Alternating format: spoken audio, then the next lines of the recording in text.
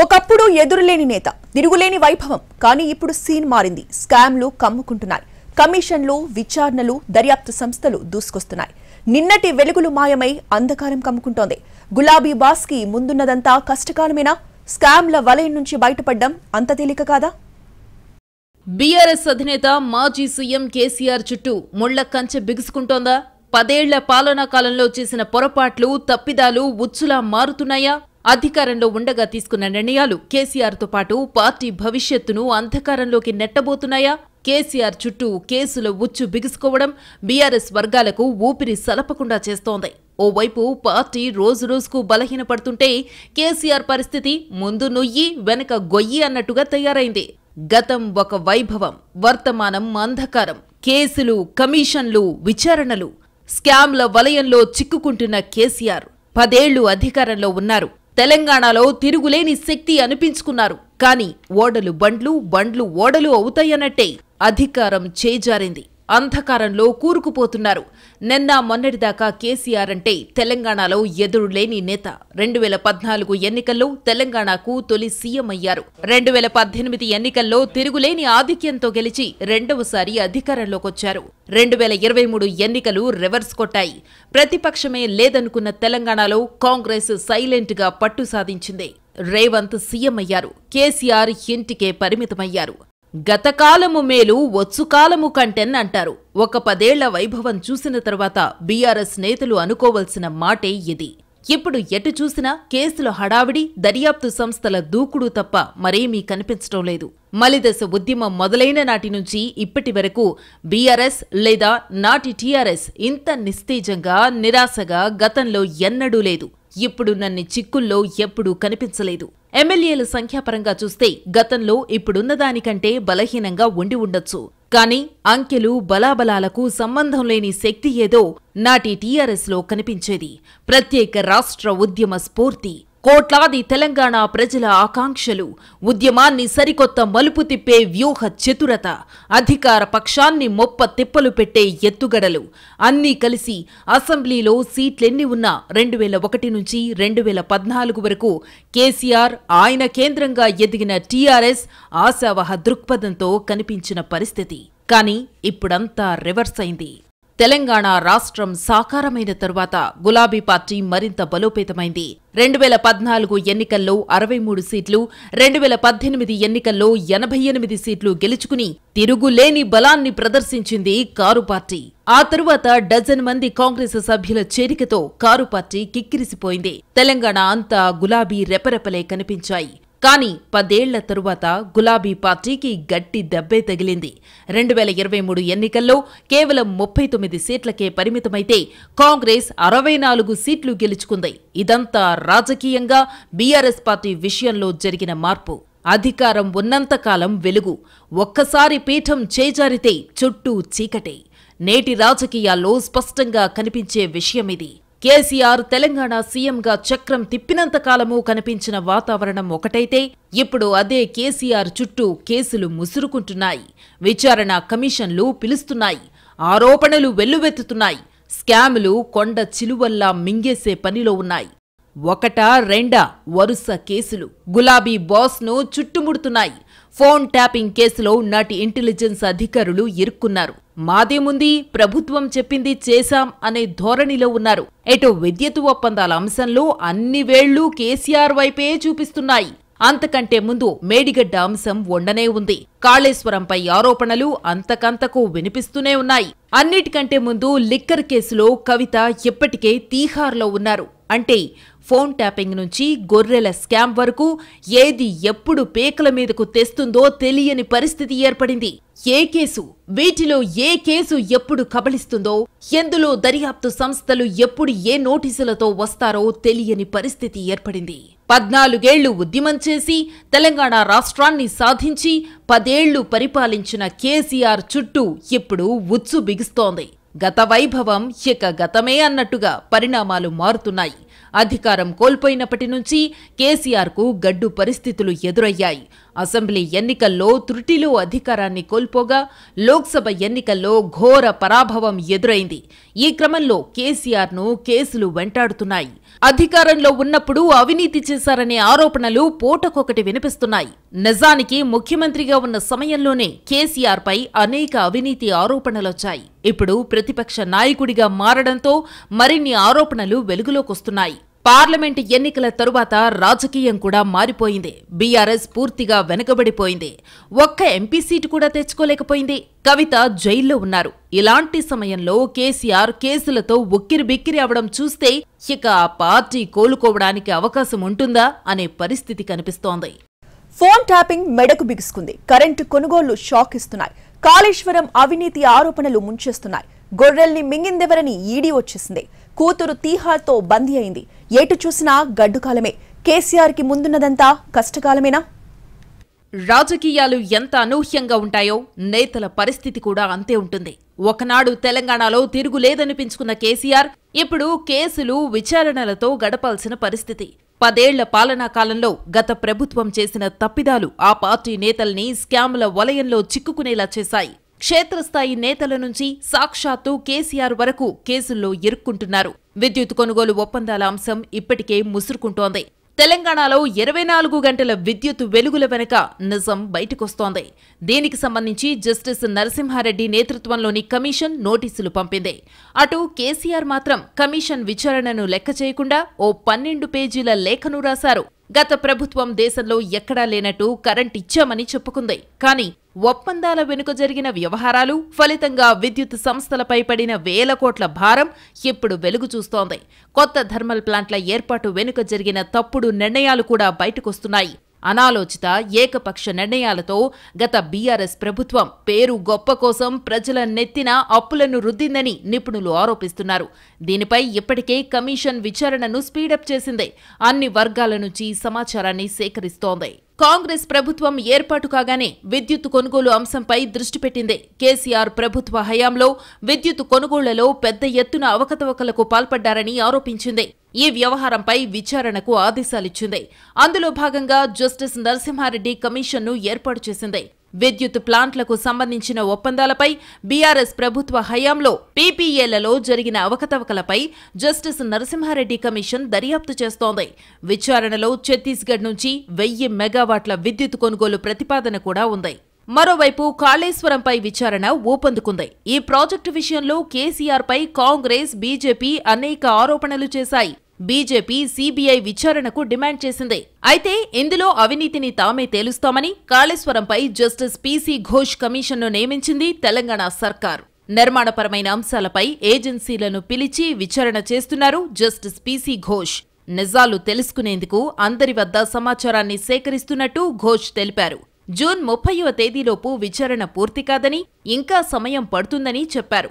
అసలు విషయాలు తెలుసుకోకుండా పూర్తి నివేదిక ఇవ్వలేమని అంటున్నారు. టెక్నికల్ అంశాల విచారణ పూర్తయ్యాక ఆర్థిక అంశాలపై విచారణ మొదలవుతుందని చెప్పారు. ఈ విషయంలోనూ కేసీఆర్కు నోటీసులు జారీ చేయటం ఖాయంగా కనిపిస్తోంది. కాళేశ్వరం కార్పొరేషన్ పేరుతో బీఆర్ఎస్ ప్రభుత్వం అధిక వడ్డీలకు అప్పులు చేసిందని కాంగ్రెస్ ప్రతిపక్షంలో ఉన్నప్పుడు ఆరోపించింది.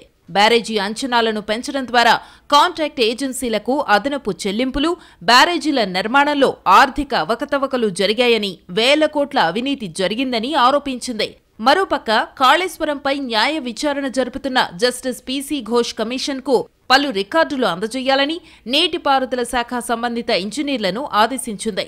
ఇటు చూస్తే మేడిగడ్డ బ్యారేజీ పరిస్థితి మేడిపండులాగా తయారైంది. బ్యారేజీకి జరిగిన డ్యామేజీతో దాని పరిస్థితి గందరగోళంలో పడిపోయింది. రోజుకు 3 టీఎంసీల నీళ్లను ఎత్తిపోస్తామని గొప్పలు చెప్పి కట్టిన ఆ బ్యారేజీ నుంచి కనీసం 1 టీఎంసీ కూడా ఎత్తిపోసే పరిస్థితి కనిపించడం లేదంటున్నారు. 2022లో కన్నెపల్లి పంపు హౌస్ మునిగిపోవడం, 7 నెలల కింద మేడిగడ్డ బ్యారేజీ కుంగిపోవడం వంటి ఘటనలతో అసలు భవిష్యత్తులో కొత్త ఆయకట్టును ఎంతవరకు సృష్టిస్తారన్న అనుమానాలు రేకెత్తుతున్నాయి. రిపేర్లు చేసినా బ్యారేజీకి గ్యారంటీ ఇవ్వలేమని, ఇప్పటికే నేషనల్ డ్యామ్ సేఫ్టీ అథారిటీ మధ్యంతర నివేదిక చెబుతోంది. అంటే భవిష్యత్తులో ఎక్కువ ఎకరాలకు మేడిగడ్డ ద్వారా నీళ్లివ్వడం సాధ్యపడకపోవచ్చని, బ్యారేజీ దెబ్బతినడమే ఇందుకు కారణమని ఇంజనీర్లు అభిప్రాయపడుతున్నారు. గత అక్టోబర్లో మేడిగడ్డ బ్యారేజీ కుంగడం, అన్నారం, సుందిళ్ల బ్యారేజీలలోనూ బొంగలు పట్టంతో భవిష్యత్తులో వాటితో ఎంత మేరకు ప్రయోజనం ఉంటుందన్న దానిపై చర్చ జరుగుతోంది. ఈ మొత్తానికి కాళేశ్వరం ప్రాజెక్టులో జరిగిన అవినీతే కారణమనే ఆరోపణలు పెరుగుతున్నాయి. అటు చూస్తే ఇప్పటికే ఫోన్ ట్యాపింగ్ కేసు కీలక దశకు చేరుకుంది. స్పెషల్ ఇంటెలిజెన్స్ బ్రాంచ్ కేంద్రంగా సాగిన ఫోన్ ట్యాపింగ్ కేసులో మాజీ సీఎం బీఆర్ఎస్ చీఫ్ కేసీఆర్ పేరు వెలుగులోకొచ్చింది. కేసీఆర్, ఆయన కుటుంబ సభ్యులు, పార్టీలో ఆయన సన్నిహితుల వ్యవహారాలను చక్కబెట్టేందుకే తామంతా కలిసి పనిచేశామని టాస్క్ ఫోర్స్ మాజీ డీసీపీ రాధాకిషన్ రావు పోలీసులకిచ్చిన వాంగ్మూలంలో తెలిపారు. ఫోన్ ట్యాపింగ్ ద్వారా ప్రణీత్ రావు అందించే వివరాలతో కేసీఆర్ రాజకీయ ప్రత్యర్థులను, వారికి ఆర్థిక సాయం అందించేవారిని బెదిరించి లొంగదీసుకునేవారమని, సివిల్ తగాదాలలో సెటిల్మెంట్లు చేసేవారమని, ఎన్నికల్లో ప్రత్యర్థి పార్టీల నేతల నగదు తరలింపును అడ్డుకునేవారమని చెప్పారు. బీఆర్ఎస్ డబ్బు రవాణాకు సహకరించేవారమని తెలిపారు. ఇప్పటికే ఈ కేసులో పలువురు ఇంటెలిజెన్స్ విభాగం అధికారులు రిమాండ్లో ఉన్నారు. మాజీ ఎస్ఐబీ చీఫ్ ప్రభాకర్ రావు, ఓ టీవీ ఛానల్ అధినేతలను ఎన్డీఆర్ రప్పించేందుకు రెడ్ కార్నర్ నోటీసులు జారీ చేస్తున్నారు. మరోపక్క ఫోన్ ట్యాపింగ్ దందాపై ప్రత్యేక దర్యాప్తు బృందానికి కీలక ఆధారాలు లభ్యమైనట్టు తెలుస్తోంది. కొద్ది రోజుల క్రితం హైదరాబాద్ కొండాపూర్లోని కన్వర్జెన్స్ ఇన్నోవేషన్ ల్యాబ్స్ కార్యాలయంలో తనిఖీలు చేసిన సెట్ 3 సర్వర్లు, హార్డ్ డిస్క్లతో పాటు 5 మ్యాక్ మినీ డివైజ్లను జప్తు చేసింది. ఎస్ఐబీలో ఫోన్ ట్యాపింగ్ చేసేందుకు సాంకేతిక పరిజ్ఞానాన్ని ఈ సంస్థే సమకూర్చింది. దీంతో ఫోన్ ట్యాపింగ్ కు సంబంధించిన యాక్సెస్ లాగ్స్, సర్చ్ లాగ్స్ కోసం సంస్థ డైరెక్టర్ నుంచి సమాచారాన్ని సేకరించింది. ఈ క్రమంలోనే ఫోన్ ట్యాపింగ్ కు సంబంధించి కీలక ఆధారాలు లభ్యమైనట్టు తెలుస్తోంది. శాసనసభ ఎన్నికల నేపథ్యంలో గతేడాది ఆగస్టు నుంచి నవంబర్ చివరి నాటికి సుమారు 1200 సెల్ ఫోన్లను ట్యాప్ చేసినట్టు దర్యాప్తు బృందం ఇప్పటికే గుర్తించింది. ఎస్ఐబీ మాజీ ఓఎస్డీ ప్రభాకర్ రావు, కీలక నిందితుడు ప్రణీత్ రావు ఆదేశాలతో తాను 60 నుంచి 70 మంది ఫోన్లను ట్యాప్ చేసినట్టు దర్యాప్తు బృందానికి ఓ సీఐ ఇప్పటికే వాంగ్మూలమిచ్చాడు. అందులో సిద్దిపేటలో బీఆర్ఎస్ కు వ్యతిరేకంగా పనిచేసిన పలువురి సెల్ ఫోన్ సంభాషణలు విన్నట్టు వెల్లడించాడు. అలాగే ఎస్ఐబీతో పాటు టాస్క్ ఫోర్సుల్లో క్షేత్రస్థాయిలో కీలకంగా వ్యవహరించిన పోలీసు సిబ్బంది పలువురు ప్రభాకర్ రావు బృందం నిర్వాకాలపై వాంగ్మూలాలిస్తూ ఉండడంతో నిందితుల చుట్టూ ఉచ్చు బిగుస్తున్నట్టు తెలుస్తోంది. ఇప్పటికే ఫోన్ ట్యాపింగ్ కేసులో మాజీ సీఎం బీఆర్ఎస్ చీఫ్ కేసీఆర్ పేరు బలంగా వినిపిస్తోంది. మాజీ ఇంటెలిజెన్స్ ఉద్యోగులు తమ ప్రభుత్వ పెద్దలు చెప్పిందే చేశామంటున్నారు. 14 ఏళ్లు ఉద్యమ సారథిగా, 10 ఏళ్ల పాటు ప్రభుత్వాధినేతగా, 24 ఏళ్ల పాటు తెలంగాణలో కేసీఆర్ చక్రం తిప్పారు. ప్రభుత్వంలో ఉన్న, ప్రతిపక్షంలో ఉన్న, ఉద్యమ బాటలో ఉన్న కేసీఆర్ వ్యూహ రచనకు ఎదుటి పక్షం చిత్తయ్యేది. కానీ ఇప్పుడంతా రివర్స్, ఓన్లీ డిఫెన్స్. అధికారం అన్ని తప్పుల్ని కప్పిపుచ్చుతుంది. ఎన్ని స్కామ్లనైనా కనిపించకుండా చేస్తుంది. ఒక్కసారి అధికారం నుండి దిగిపోతే అన్ని రంగులు వీడిపోతాయి. చేసినవి, చేయనివి అన్నీ వచ్చి మీద పడతాయి. ఇప్పుడు గులాబీ బాస్ పరిస్థితి కూడా ఇదే. పారదర్శకంగా పాలన సాగించినప్పుడు ఏ గొడవ ఉండదు. కానీ అధికారం శాశ్వతం కాదని, 5 ఏళ్లకొకసారి తలరాత మారుతుందని మర్చిపోతే ఆరోపణలుగా మొదలై స్కాములుగా తేలి చివరకు బయటకు రాని పరిస్థితి ఏర్పడుతుంది. ఇప్పుడు కేసీఆర్తో పాటు ఆయన కుటుంబ సభ్యుల్ని కూడా కేసులు వెంటాడుతున్నాయి. ఢిల్లీ లిక్కర్ కేసులో ఈడీ, సీబీఐ కేసులో బీఆర్ఎస్ ఎమ్మెల్సీ కవిత అరెస్టై 3 నెలలు పూర్తవుతోంది. ఢిల్లీ జైల్లోని మహిళా ఖైదీల కాంప్లెక్స్లోనే కవిత ఉన్నారు. Delhi liquor policy money laundering కేసులో మార్చి 15న కవితను ఈడీ అధికారులు అదుపులోకి తీసుకున్నారు. కవిత జ్యుడిషియల్ కస్టడీని కోర్టు పొడిగిస్తూ వస్తోంది. ఈ కేసు ఎప్పటికి తేల్తుందో తెలియని పరిస్థితి ఏర్పడింది. ఇందులో తనకేమీ తెలియదని కవిత అంటుంటే, ఏ అవినీతికి పాల్పడకుండానే 8000 పేజీల ఛార్జ్ షీట్ ను ఫైల్ చేస్తారా అని విపక్షాలు ప్రశ్నిస్తున్నాయి.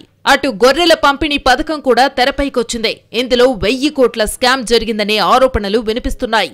ఈ కేసులో ఎన్ఫోర్స్మెంట్ డైరెక్టరేట్ కూడా రంగంలోకి దిగింది. విచారణలో భాగంగా తమకు అవసరమైన వివరాలు సమర్పించాలని రాష్ట్ర గొర్రెలు, మేకల పెంపకందారుల సహకార సమాఖ్య ఎండీకి ఈడీ లేఖ రాయడం కలకలం రేపుతోంది. ఆ నివేదిక ఆధారంగా ఈడీ ముందడుగు వేసే అవకాశం ఉంది. ఇక్కడ లేని గొర్రెల్ని పంపిణీ చేశారు. కొన్న గొర్రెలకి డబ్బులివ్వలేదు. ఈ స్కామ్లో ఇంకా ఎవరెవరు ఇన్వాల్వ్ అయ్యారో తేల్చాల్సి ఉంది. ఇప్పటికైతే ఇది అధికారులు, మధ్యవర్తుల స్థాయిలోనే ఆగింది. ఇలా పలు కేసులతో బీఆర్ఎస్ అధినేత కేసీఆర్ పరిస్థితి ముందు నుయ్యి వెనక గొయ్యిలా తయారైంది. ఓవైపు పార్టీ రోజురోజుకి బలహీనపడుతూ ఉండడం, మరోవైపు కేసులు ఆయన్ని చుట్టుముడుతూ ఉండడం స్పష్టంగా కనిపిస్తోంది. గత 10 ఏళ్లుగా అపరిమిత అధికారాలను అనుభవించిన ఆయనకు ఎప్పుడూ దిక్కు తోచటం లేదు. రాష్ట్రంలో కాంగ్రెస్ ప్రభుత్వం అధికారంలో ఉండడం, కేంద్రంలో మోడీ సర్కార్ ఏకంగా ఆయన కూతుర్నే జైల్లో పెట్టడంతో కేసీఆర్ డిఫెన్స్ లో పడిపోయారు. లోక్సభ ఎన్నికల ఫలితాలు బీఆర్ఎస్ భవిష్యత్తును మరింత అయోమయంగా మార్చాయి. కాళేశ్వరం నుంచి ఫోన్ ట్యాపింగ్, విద్యుత్ కొనుగోలు ఒప్పందాల వరకు ఒక్కటొక్కటిగా కేసీఆర్ మెడకు చుట్టుకునే పరిస్థితులు అధికంగా కనిపిస్తున్నాయి. ఇవి కాకుండా చేప పిల్లల పంపిణీ, హరితహారంలో అవినీతి, అక్రమాలు కూడా వినిపిస్తున్నాయి. ఇదంతా చూస్తున్న గులాబీ పార్టీ కార్యకర్తలకు దిక్కుతోచని పరిస్థితి ఏర్పడుతోంది. మొన్నటి పార్లమెంటు ఎన్నికల ప్రచారంలో ప్రధాని మోదీ కాళేశ్వరం నుంచి ఢిల్లీ దాకా బీఆర్ఎస్ అవినీతి పాకిందని విమర్శలు గుప్పించారు. ఇటు రాష్ట్రంలో కాంగ్రెస్ నేతలు అవకాశం దొరికినప్పుడల్లా కేసీఆర్తో పాటు గత ప్రభుత్వంపై విమర్శలు గుప్పిస్తున్నారు. చట్టం తన పని తాను చేసుకుంటూ పోతుందని చెబుతున్నారు. ఓ పక్క విచారణ కమిషన్లు సమాచారం తీసుకుంటున్నాయి. ఎప్పుడు నోటీసులు ఇస్తాయో, ఎప్పుడు రమ్మంటాయో తెలియని పరిస్థితి ఏర్పడింది. అన్ని సందర్భాలలో ప్రత్యక్షంగా వచ్చేది లేదని, అసలు కమిషన్కి ఉన్న అధికారం ఏంటని ప్రశ్నించే వీలుంటుందని కూడా చెప్పలేం.